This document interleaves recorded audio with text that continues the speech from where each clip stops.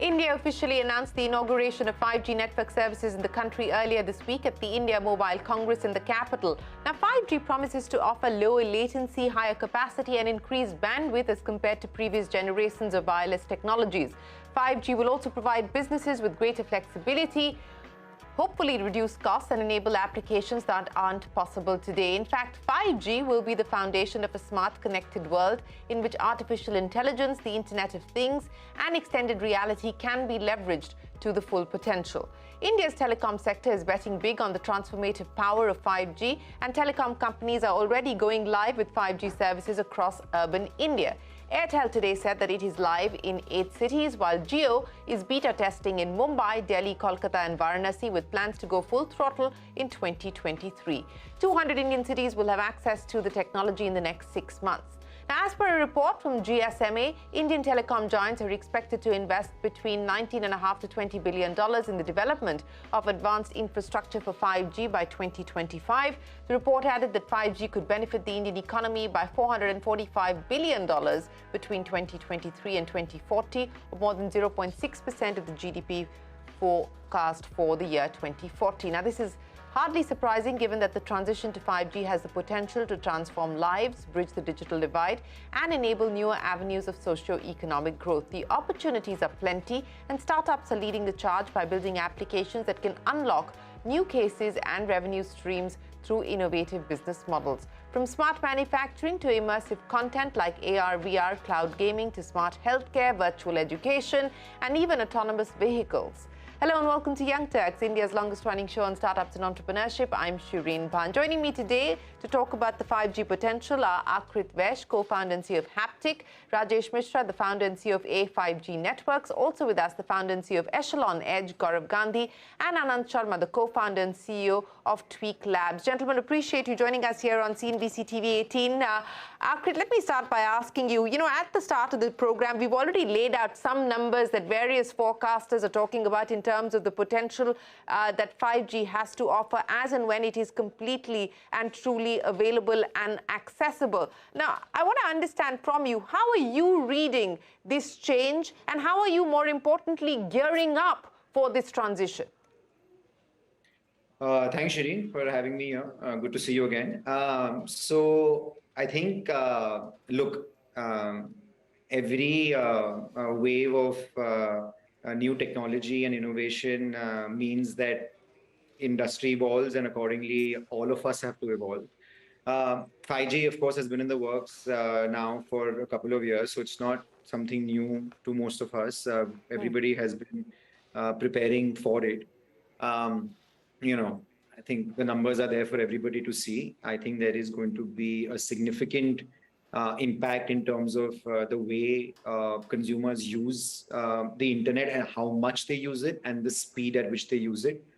You mentioned, but definitely areas such as AR, VR, AI across video, things like metaverse are going to become much more of a reality now, because we will have the bandwidth and the speeds available to support it.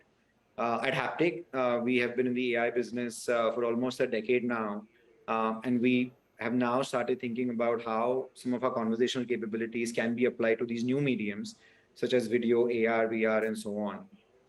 And from what I know, every vendor or technology provider these days with this transition is thinking about how they can, ensure that they have required tool sets and all of these new technologies, because it's time for consumerization of all of them. Well, time for consumerization of these new technologies like 5G. I'll ask you to break that down for me in just a second, but let me go across to Rajesh now. Rajesh, to start with, I know that most of you probably spent your weekend here at the India Mobile Congress in the capital. Two telecom players, that's Bharti Airtel as well as Jio, have now decided to go ahead and launch services, beta testing for Jio and select cities for Airtel to start with. 2023 is when we're looking perhaps at pan-India rollout for both these operators. I want to understand from you, Rajesh, I mean, for A5G networks, for instance, to put it simply, what does this mean?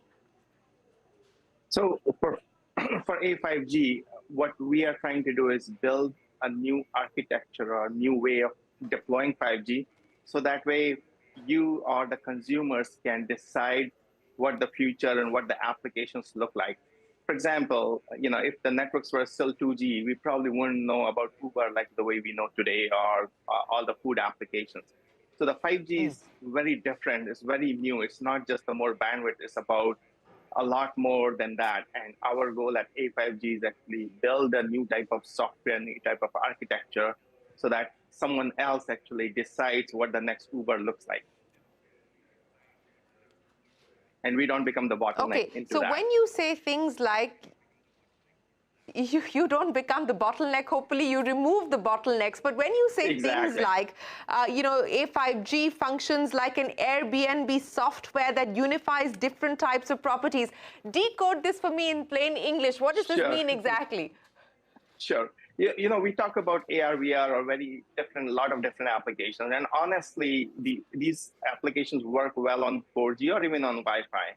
So what's new on 5G? The idea of 5G is the lowest latency possible, right? So to do that on 4G becomes very challenging. With Wi-Fi, it has its own challenges. So what we try to do is put our software in as many data centers as we can. And whether they are big data centers or little data centers, most of the software in the industry, they actually require a very heavy data center resources. So our software, and again, this is the Airbnb analogy, our software can sit on the lightest weight data center. So that way, when the 5G users connect to it, they have the applications literally next door to them. This is where the lowest latency AR, VR applications are possible. And this is very different, because as we go for the lower latency, we would need the data to be much, much closer to the people. And our software sits on these data centers with some of these edge applications along with us. And we just exit those data right to those applications without necessarily hauling them all the way back. Okay, so that now explains what you mean by that. But Gaurav, let me come to you and understand what Echelon Edge is trying to do. You've also been around for more than a decade now. You started the company in 2012. What does the 5G transition mean specifically for you? How are you trying to capitalize on it? Yeah, Shireen, we are working for telco like from the time of 2G and even before than that. So we have seen all these phases, and we have seen how the data has evolved and how every generation is enabling so much business. It is an indirect and a very important effect on the other organizations. There you see how e-commerce business nurtured because of 4G have came. Neither before that it was very difficult to manage that life cycle. So that way similar things you will see in 5G also. Once 5G will come, there is a lot more business possibilities will come. So we as a Echelon Edge, we have identified our area. We want to establish captive and private networks. So we are, earlier there was a very difficult and very costly kind of setup to build 5G technology and establish. So we are the Indian company who are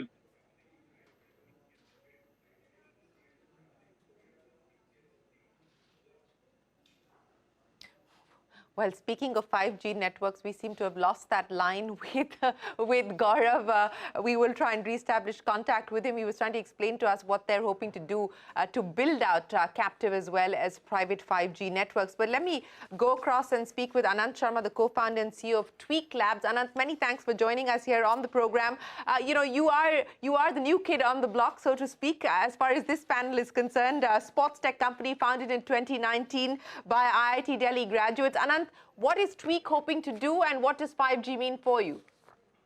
So what we do at Tweek Labs is we build motion capture suits at a consumer level. So you can say that, something like a garment that someone wears and, kind of plugs themselves kind of in the metaverse.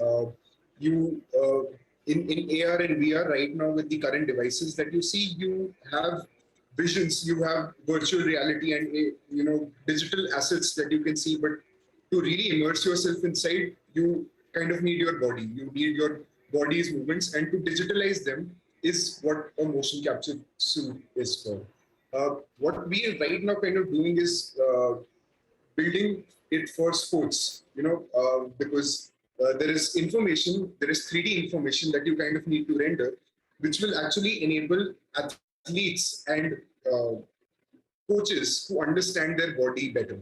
Now, for these kind of things, you need a lot of processing. Which is something that you cannot have on your edge devices. Edge devices meaning your phones or your laptops. We kind of need a very good communication channel, reliable, low latency communication channel to get it to the cloud, and that's where 5G is kind of impacting us here.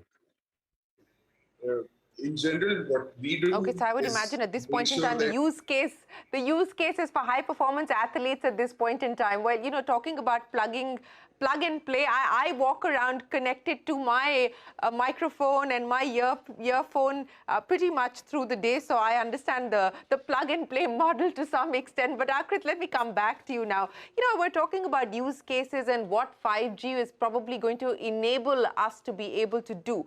But at this point in time, in terms of the use cases in the countries where 5G is already rolled out, the US, China as examples, for instance, you know, what are the use cases that are different at this point in time? Because Rajesh was talking about, will we find the next Uber and so on and so forth. So far, we haven't really seen or heard of a compellingly new use case at this point in time. See, I think there are 2-3 parts to that question, right? So first, not, you know, just like when mobile apps came, everybody said, okay, listen, let's find like 1,000 new things on mobile apps to do.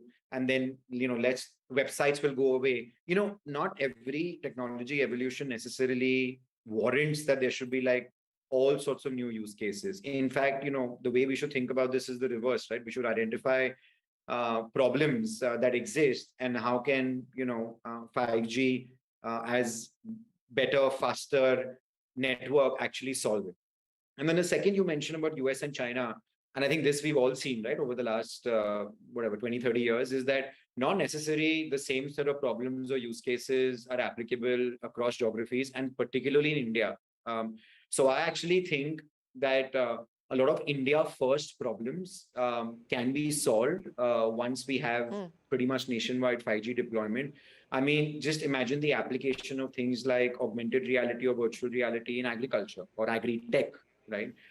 Where, you know, in the remotest parts of the country on farmland, if you have the ability to, you know, just take your phone, you know, turn the camera on, you know, look at sort of crop around you, and then be able to tell what it's doing. So I think we will see, much like anything else, lots of India first use cases and being solved for the problems that, you know, let's say the country has across agri, health, edtech, and many others.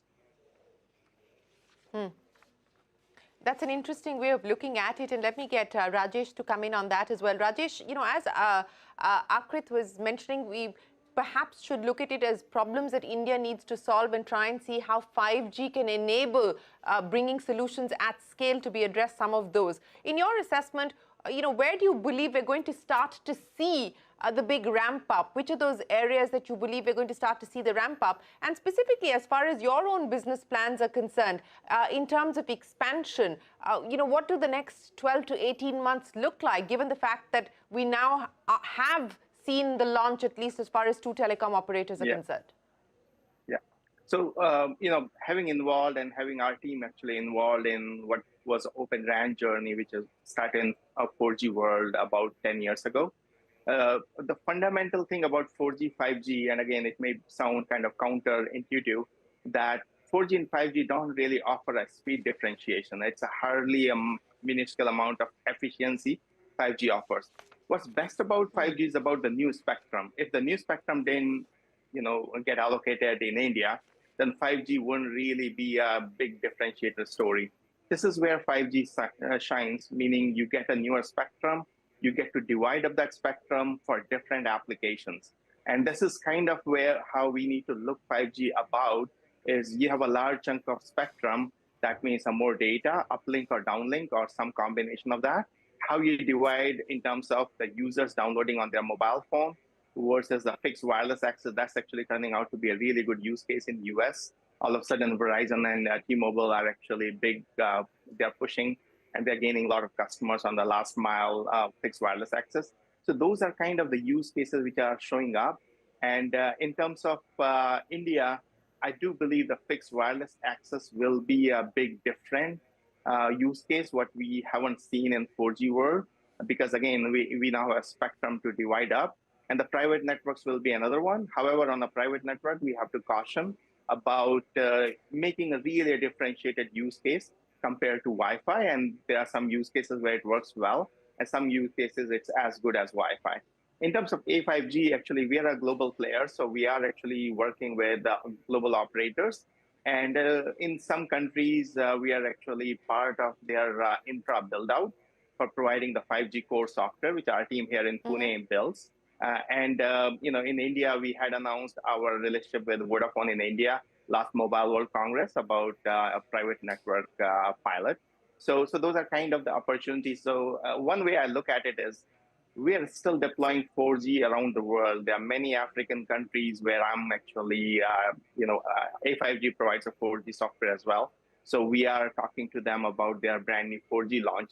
So 5G is not just now, it's about 15 years worth of business for any company who starts at this moment. Yeah, and you're absolutely right in pointing out that we are going to continue to operate in a 4G and 5G environment. But Gaurav, I want to understand from you as well what the road to expansion looks like in terms of your client roster, etc., and also in terms of spectrum and regulation. As Rajesh was pointing out, there is still some grey there in terms of private and captive networks. So far, there's only one company, that's Adani, that has got spectrum outside of the telecom operators to set up a private or a captive network. I want to understand from you your thoughts on that. Yeah, so I agree to Rajesh. There is, still some clarity need to be given by government on the captive and private networks. But they have already enabled us through the service providers, like we are working with BSNL in that. So we are going to use their spectrum to provide private and captive, services. So we are looking, in fact, because in like US, in other countries, private spectrum is completely separate. Even you need not to go to the service providers. So the government can enable us also, or enable all the industries, so they can apply for the spectrum and they can use as per their requirement. So, but still, we have already started our POC. The spectrum is testing spectrum has been allotted to us from DOT. And we are looking forward to work and do some commercial deployment starting from January on BSNL spectrum till the time private spectrum is not allowed to every end point or every end industries. And the roadmap is very interesting. To be very honest, it was like from 10 years we are in telco. It was never, like that before. From last 1 year, that kind of traction we have seen, and the IMC was also a great success for us, grand success for us also, because every minister, every ministry, everyone came there and tried to understand all the use cases like agriculture, mines, so that way we see a lot of potential. We have already more than 100 requirements to start our trials and POCs in multiple industries. We are looking forward for that. We have a lot in hand. So now we just need to align to the requirements. So there are multiple, use cases in every industry. This private 5G or private LTE is required. And as of now, at least we have, spectrum allowance through BSNL and through, testing spectrum we can apply with government. So once if it is allowed to every private entity, then the traction will be much more. The things will be more easier to roll out. Yeah, we are still waiting to hear from the government on private networks. But let me go back and understand from Anant what the future looks like as far as Tweek is concerned for these customizable suits. Anant, you're talking about a big global opportunity, but how long before we actually, what's the runway looking like for you at this point in time before you actually head in that direction? Yeah, I think this is not very far away from our point of view. I think in general, there is going to be, the world is going to turn out to be smarter. And this is something that's inevitably going to happen because of the infrastructure that the whole world is kind of building in terms of technology. even, when you say that, when 5G comes in and there is a lot of enablement that happens for startups like ours, right? I mean, there are things that become possible which we did not have to build specifically. We did not have to put resources on, but there are other people and other enablers, exactly like telecom operators who spend so much resources in getting that infrastructure ready for 5G to make things more reliable from whatever products that we develop. Of course, startups like ours will go and solve those kind of niche problems. Let's say, creating a manufacturing pipeline for apparel with wires embedded in them and sensors embedded in them, which is, again, a niche hard problem to solve, but there is a larger, a much more expensive problem to solve that enables these sensors to then communicate to the cloud, which is then again something that, you use existing technology to kind of connect with. So the only reason why, startups who are able to solve these niche problems are able to come into the market is because of their, standing on the shoulders of these giants who are enabling us in their technology. Okay, well, you believe that the world is going to be smarter. I hope it's not going to just be tech smart. I hope we are going to see people make more rational decisions, more empathetic decisions as well. But Aakrit, let me come back to you now. You are part, of course, of the Geo platforms now. And you were talking about what this is actually going to mean in this new 5G world, the kind of conversations, the kind of engagement that brands are likely to have with their customers. In terms of further customization, in terms of further personalization, etc. Give me a view of what the world is likely to look like.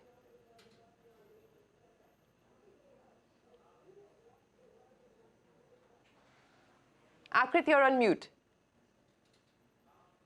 Sorry about that. I think from our perspective, what Haptik does and also what Haptik does as part of Geo platforms, I think it's more of the same but accelerated. So one area about where we think there's going to be a lot of adoption and acceleration is going to be this whole idea of engaging through video. So if you think about it, video commerce as, let's say, a way of brands engaging with consumers is something that's very mainstream in the US and really, really huge in China. We think that that is going to be a big area of innovation in India from various reasons. Video as an engagement medium is anyways very popular. Consumers and people love, doing things through video. So we think that presents a fairly large opportunity. And because of this accelerated, better connectivity, low latency bandwidth, we think there's a lot you can do over there. So that's one area. The second is, our efforts towards augmented reality and the metaverse at large. There is a lot of buzz around, everything that we talk about in the metaverse, headset, Oculus, and so on. But we need to, back to my earlier point, consumerize some of these use cases. I think by bringing in better, again, connectivity, low latency, and trying to build AI models on top is now possible.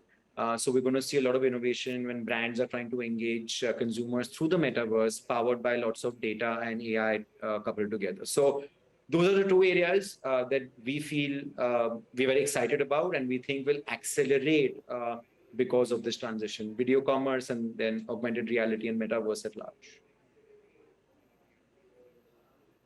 Okay, video commerce, metaverse, those are going to be the areas of opportunity that we could see companies like Haptik leverage on. And of course, Rajesh, Gaurav are also hoping to be able to build out the ecosystem around the networks. And Anant is hoping that as the world gets smarter, they will find more opportunities for the stuff that they're doing. Well, gentlemen, thanks very much for joining us here on this edition of Young Turks to talk about India's 5G bet and what startups at this point in time are trying to do to capitalize on it. And we wish you the very best of luck with your future plans. Appreciate your time here on the show. That's it then on this edition of Young Turks. Thanks very much for watching. Do stay tuned to CNBC-TV18. The news continues right after this.